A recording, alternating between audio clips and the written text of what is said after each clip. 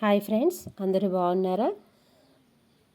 ఈరోజు మనం విద్యా దృక్పథాల్లో విద్యా తత్వశాస్త్రం అనే సెకండ్ యూనిట్ నుంచి విద్యా ప్రక్రియలు అంటే ఏంటో నేర్చుకుందాం. సో విద్య అనేది గతిశీల ప్రక్రియగా చెప్పుకోవచ్చు.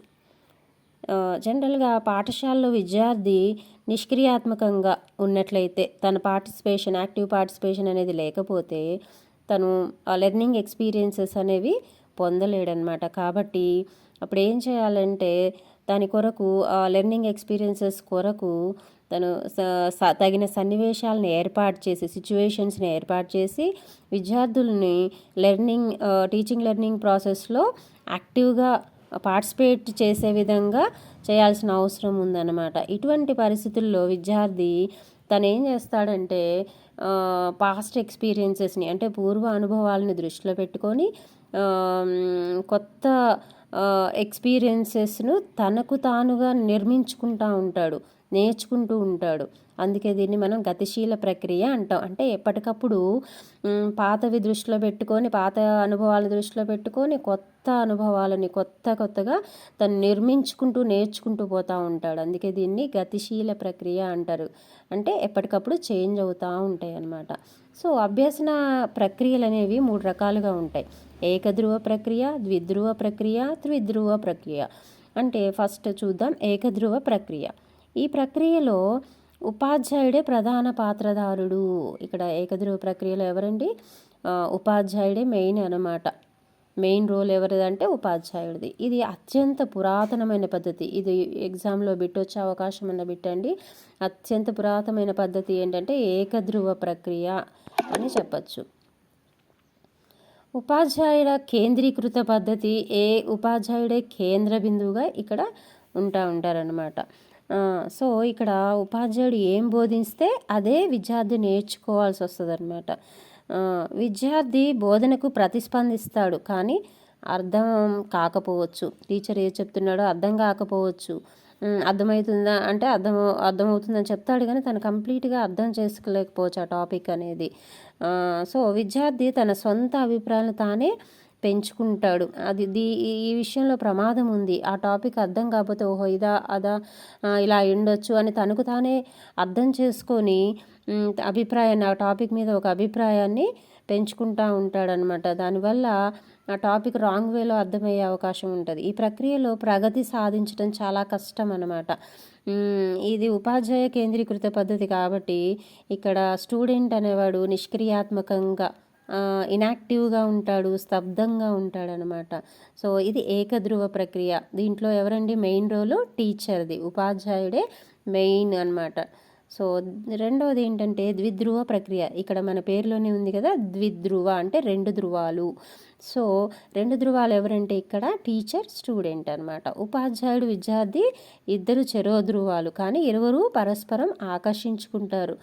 మన బోధన అభ్యసన అనేది సులభంగా జరగాలి. యాక్చువల్గా ఇద్దరి మధ్య సన్నిహిత సంబంధాలు కూడా ఏర్పడతాయి. ఈ ద్విధ్రువ ప్రక్రియలో సన్నిహిత సంబంధాలు ఏర్పడతాయి. టీచింగ్ లెర్నింగ్ ప్రాసెస్లో టీచర్తో పాటు విద్యార్థికి భాగస్వామ్యం లభిస్తుందన్నమాట.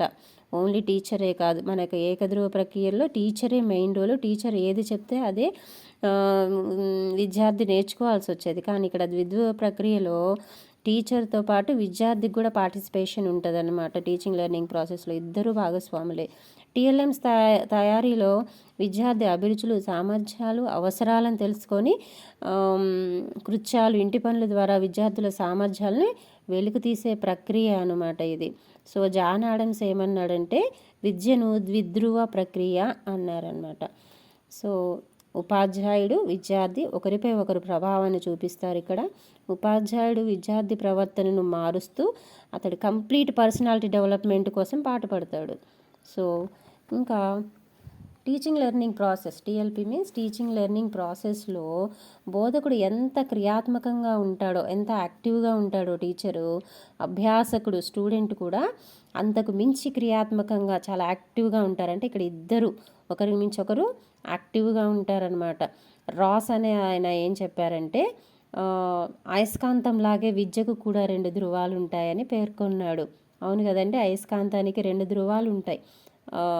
సౌత్, నార్త్ పోల్ అని చెప్పేసి కదా. సో అదే విధంగా విద్యకు కూడా 2 ధృవాలు ఉంటాయని రాస్ అనే శాస్త్రజ్ఞుడు చెప్పాడనమాట. సో మూడవదిగా త్రిధ్రువ ప్రక్రియ. త్రి అంటే మూడు ధృవాలు. ఆ 3 ధృవాలు ఏంటి ఇక్కడ అంటే teacher, student, environment or society.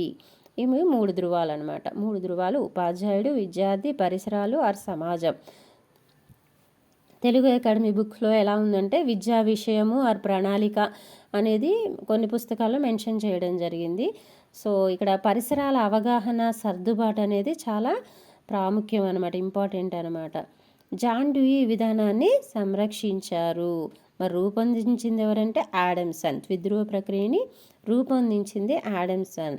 ఈ యొక్క ప్రక్రియ అనేది జాన్ డ్యూయి ఏం చెప్పారంటే లెర్నింగ్ బై డూయింగ్ అనే సూత్రం ఆధారంగా నేర్చుకోవాలి అని చెప్పేసి అన్నాడనమాట John Dewey. Learning by doing. Quality education for quality children. గుణాత్మకమైన సంఖ్యకు అంటే పిల్లలకు గుణాత్మకమైన విద్య అందించడానికి సమాజం, ఉపాధ్యాయుడు, విద్యార్థి త్రిధ్రువ ప్రక్రియగా ఉపయోగపడతారు. మంచి క్వాలిటీ ఎడ్యుకేషన్ ఇవ్వడానికి పిల్లలకు, క్వాలిటీ చిల్డ్రన్కి ఏం అవసరము? ఈ 3 ధృవాలు అనేది అవసరము. సమాజము, ఉపాధ్యాయుడు, విద్యార్థి త్రిధ్రువ ప్రక్రియలుగా ఉపయోగపడతారు అనేది త్రిధ్రువ ప్రక్రియలో అటువంటి అంశాలన్నమాట. సో ఇప్పుడు మనకి మెయిన్గా కంక్లూడ్ చేస్తే మనకి ఓవరాల్గా ఏకధ్రువ ప్రక్రియ అనే దాంట్లో మనకి మెయిన్ రోల్ టీచర్ ఏది చెప్తే విద్యార్థి అదే నేర్చుకుంటాడు. విద్యార్థి నిష్క్రియాత్మకంగా స్తబ్దంగా ఉంటాడు. ద్విధ్రువ ప్రక్రియలో ఇక్కడ 2 ధృవాలు ఎవరు అంటే టీచరు, స్టూడెంట్ ఇద్దరి మధ్య ఇంటరాక్షన్ బాగుంటుంది. అభ్యసనం కూడా చాలా ఈజీగా ఉంటుంది. సో విద్యార్థికి కూడా పార్టిసిపేషన్ ఉంటుంది ఇక్కడ టీచింగ్ లెర్నింగ్ ప్రాసెస్లో. జాన్ ఆడమ్స్ ఏమన్నాడు? విద్యను ద్విధ్రువ ప్రక్రియ అన్నాడు. ఇక్కడ కంప్లీట్ పర్సనాలిటీ డెవలప్మెంట్ కోసం టీచరు పాటుపడుతూ ఉంటాడు. సో టీచింగ్ లెర్నింగ్ ప్రాసెస్లో ఇక్కడ ద్విధ్రువ ప్రక్రియలో టీచర్ ఎంత యాక్టివ్గా ఉంటాడో అంతకు మించి స్టూడెంట్ కూడా యాక్టివ్గా ఉంటాడనమాట. రాస్ ఏమన్నాడు? అయస్కాంతం లాగే విద్యకు కూడా 2 ధృవాలు ఉంటాయని పేర్కొన్నాడు అని. ఇది కూడా మనకు అడిగే అవకాశం ఉంటుంది. అయస్కాంతంలాగే విద్యకు కూడా 2 ధృవాలు ఉంటాయని పేర్కొన్నది ఎవరు అంటే రాస్ అన్నమాట. త్రిధ్రువ ప్రక్రియలో మనకి 3 ధృవాలు ఎవరండి? Teacher, student, environment or society. So కొన్ని బుక్స్లో మనకి తెలుగు అకాడమీ బుక్లో ఏంటంటే విద్యా విషయము ఆర్ ప్రణాళిక అని 3వ ధృవంగా పేర్కొనడం జరిగిందనమాట. సో జాన్ డ్యూయి సూత్రం ఏంటిది? లెర్నింగ్ బై డూయింగ్ ఆధారంగా పనిచేస్తుందని చెప్పేసి అన్నారు. దీన్ని రూపొందించిందేమో ఆడమ్సన్ కదా. ఇక్కడ 3 ధృవాలుగా పనిచేస్తారు: సమాజం, ఉపాధ్యాయుడు, విద్యార్థి. సో ఇదండి మనకి విద్యా ప్రక్రియల గురించి. సో మీకు ఈ వీడియో నచ్చినట్టయితే దయచేసి సబ్స్క్రైబ్ చేసుకోండి, షేర్ చేయండి, లైక్ చేయండి.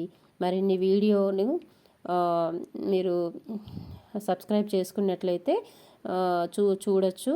ఇంకా నెక్స్ట్ మనం కంటిన్యూ చేద్దాము రోజుకొక topic. Thank you so much. Thank you.